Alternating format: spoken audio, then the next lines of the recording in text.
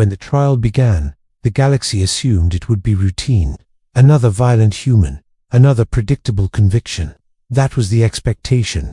That was the story every species was ready to believe. But by the end, judges, generals, and predators of the Outer Rim were terrified. The question wasn't whether the human was guilty. The question became, what are humans truly capable of?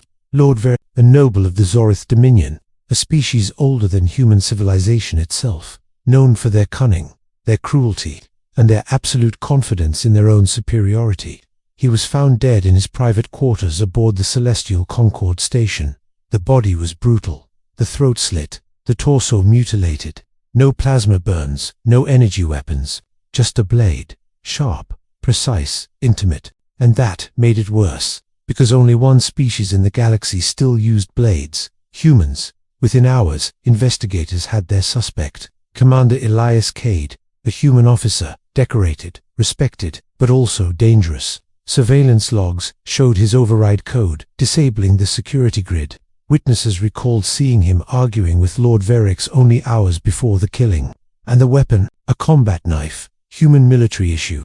To the galaxy, it was open and shut. To them, this wasn't just a murder. It was confirmation of their oldest fear. Humans weren't soldiers. They weren't allies. They weren't even civilized. They were killers at heart. If you've made it this far into the story, prove you're still with me. Drop a comment right now and tell me where you're watching from. Now, back to the case. The Concord Authority launched a full investigation. Every detail was combed through, every witness questioned, every log examined. The first clue seemed obvious. The murder weapon, a standard human combat knife. Only officers from Earth's military carried them, and Commander Cade was one of the few humans stationed on the Concord. Then came the surveillance logs. At 0200 hours, the station's security cameras went dark. The override code used belonged to Cade. Only he could have switched them off. It looked airtight, but investigators knew trials this public needed more, so they dug deeper. Witness testimony painted an ugly picture. An Illyrian merchant swore he saw Cade storm out of Verix's quarters hours before the murder. His words were clear. The human looked dangerous. His eyes burned. I thought he was about to strike even then. A maintenance worker reported hearing muffled shouts from the noble's chamber. One voice was unmistakably human. Even the station's medical officer testified that Cade had a temper, that he'd once slammed his fist into a bulkhead so hard it dented the alloy. Piece by piece, the case seemed to seal itself shut. But then, inconsistencies appeared. The blade used in the killing was not standard issue after all. It was manufactured decades earlier, from a model no longer in service. Why would Cade, a career officer with access to newer, sharper weapons, choose an obsolete knife? And the override code? Yes, it was his. But a closer look showed something strange. The pattern didn't match human keystroke timing. It was too smooth, too precise, almost as if an artificial system had copied his credentials. The prosecution ignored these cracks, but to the defense, they were gold. Investigators also uncovered something stranger. In the hours after the murder, no one had seen Cade with blood on his uniform, not a drop. Yet the crime scene was drenched in it. Could a man slit a throat, mutilate a body, and walk away spotless? Another witness complicated matters further. A Xylan courier admitted he saw someone leaving Verix's quarters that night, but he wasn't sure it was Cade. The figure was tall, cloaked, and when the courier got closer, the figure vanished into the service tunnels. Tunnels humans rarely used. Still, the dominant narrative was clear. This was a human crime. Everything else felt like noise.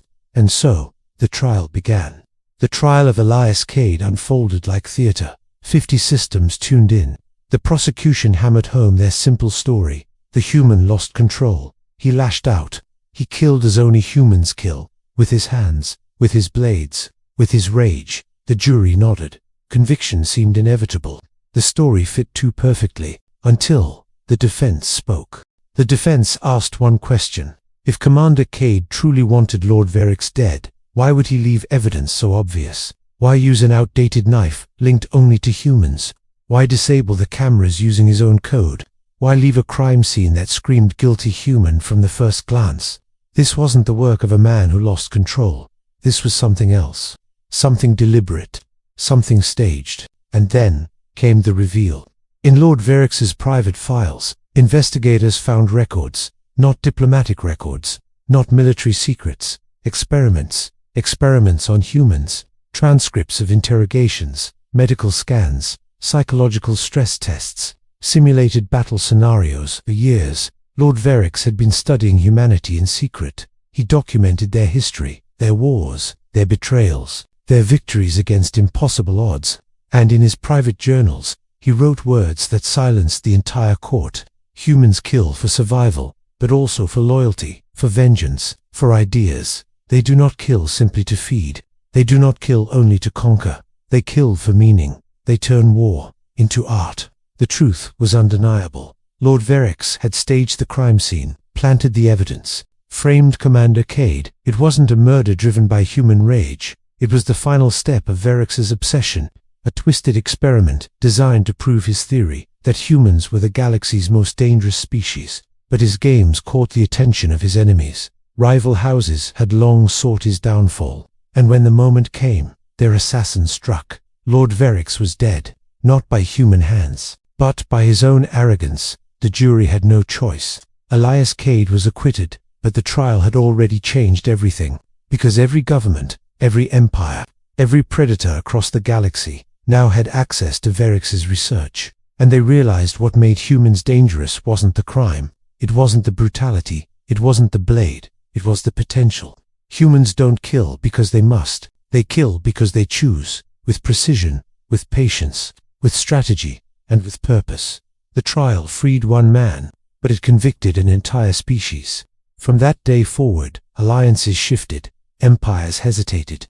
Predators who once saw humans as prey now avoided them in the dark. Whispers spread in private halls, among kings, among warlords, among hunters. A single word: predators. And so the galaxy stopped asking whether humans were dangerous. They started asking, when will they strike? Subscribe to the channel to discover what happened next.